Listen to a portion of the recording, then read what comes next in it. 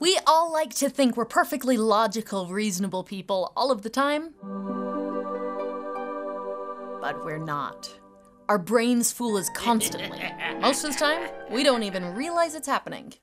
You see, the human brain uses two systems to think.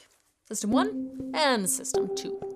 System 1 uses shortcuts to make quick decisions, like whether something rustling in the bushes is a threat. If you hesitate a moment too long, you might be assaulted by a kitten! System 2, on the other hand, is reserved for tasks that require a little extra mental effort, like solving a multi-step math problem. It's the rational part of the brain, capable of complex thought, but we don't use it all that often. The thing is, there's nothing wrong with System 1 thinking. Most of the time it's super useful. If you're eating dinner at your friend's house one night, it's nice to know that the thing next to your plate works the same way as the slightly different thing that you have at your house that you call a fork. But System 1 thinking can also fool us. It gives rise to cognitive bias. If this looks like a face to you, this looks like an owl, and that looks like a stormtrooper, then you just experienced pattern seeking. Our brains are so primed to recognize patterns that sometimes we see patterns even when there are none. The problem with cognitive bias is that it leads us to snap judgments that may be totally wrong. They're the reason why when you're walking down the street and you see a cute Labrador, you're like, oh, puppy. But if you see a pit bull, you're like, oh no, I better cross the street and avoid this terrifying beast. You might be focusing on a single story that you heard about pit bull being dangerous, or focusing on their claws and their teeth instead of their soft furry bellies, or the thousands of other stories about how sweet they are. In reality, the pit bull might be the best snuggle buddy you've ever had, and the Labrador might be a poorly trained nippy jerk face. So as helpful as System 1 thinking can be, it can also trick us. And unfortunately, corporations, advertisers, politicians, and all kinds of other delightful people have figured out how to take advantage of these biases and manipulate us into doing what they want. To defeat bias, we have to be able to force ourselves out of System 1 thinking and into System 2 thinking. That way we can actually do something about cognitive bias. We can make better decisions, fight for causes that we care about, and prove that ridiculous arguments are just that. Totally ridiculous. So, how do you do that? You learn to think like a scientist. Science is not a collection of facts. It's a process designed to defeat biases that can lead to errors or false conclusions. It's based on using evidence and reasoning to build logical arguments. So, when you encounter an argument that smells fishy, you can use the process of science to evaluate that argument and even construct an argument of your own that's a bit more convincing. Let's say your pal Jimmy says to you one day, I've decided the moon is made of Swiss cheese. The moon has craters, and Swiss cheese has craters, therefore the moon is made of cheese. Jimmy, buddy, let's take a moment and evaluate that argument. Scientific argument is three things: claim, evidence, and reasoning. Now Jimmy's claim is that the moon is made of cheese.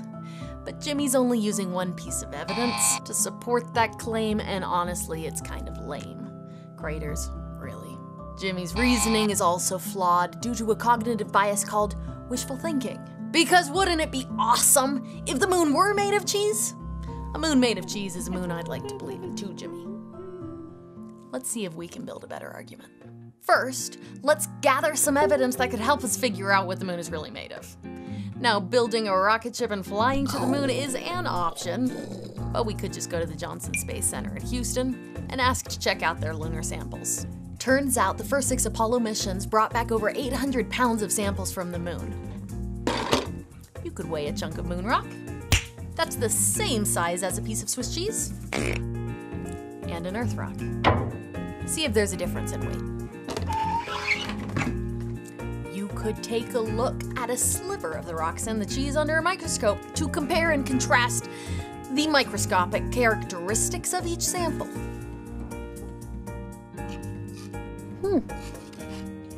Finally, you could do a blind taste test. See if your friends can figure out which cracker has rocks on it and which cracker has cheese.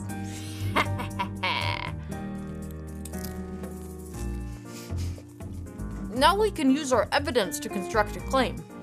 Let's say our experimentation showed that the moon rock was more dense than the Swiss cheese, but about as dense as the Earth rock. And it looks significantly different under the microscope, but pretty similar to the Earth rock. And our 50 test subjects couldn't tell the difference between moon and Earth rocks, but they correctly identified cheese versus rocks in the blind taste test 98% of the time. On second thought, we probably shouldn't have let Jimmy participate in that trial.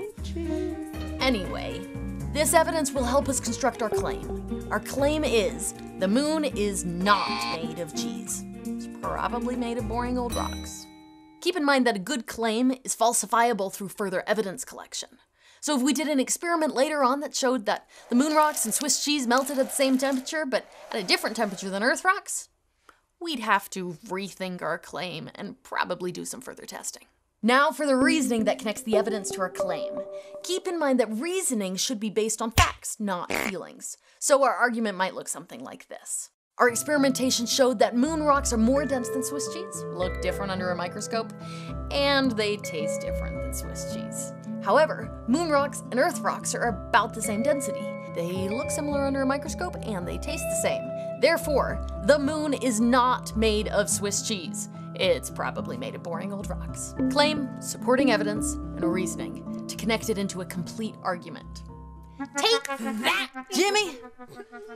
Well, folks, that's all we've got for you today. Cognitive biases are normal, but it's important to be aware of them. You can use the process of science to help you avoid your own biases and the biases of others, make better decisions, and build better arguments that make you look smart. Thanks for watching, guys.